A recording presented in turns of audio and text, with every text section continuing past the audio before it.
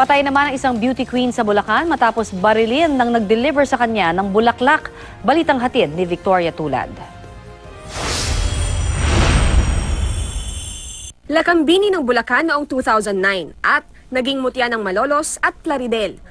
Pero hindi na matutupad ang iba pang mga pangarap ni Marie Christine Balagtas. Pasado alas 9 ng umaga, pinatay ang biktimang single pa habang tumatanggap lang ng delivery ng bulaklak at tsokolate. Isang putok lang siya.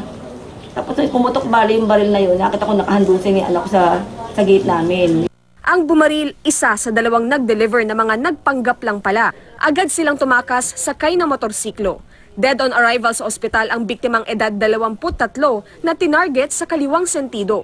Sabi ko, anak, gumising ka, lakas ang loob mo kasi dadala kita sa ospital. Na-recover ng pulis sa crime scene ang isang basyo ng kalibre 45. Lumalabas na ang pangalan ng flower shop, gawa-gawa lang. Wala pang makitang kopya ng CCTV na posibleng nakahagip sa itsura ng mga salarin. Palaisipan lalo na sa mga magulang kung sino ang mga nasa likod ng pagpatay. Lalo't wala naman daw silang alam na kaaway si Marie Christine. Kung sino man po yung walang puso baling gumawa sa anak ko na to, sana maisip niya na hindi naman aso ang anak ko para patay nilang ganun-ganun lang. Victoria Tulad, GMA News.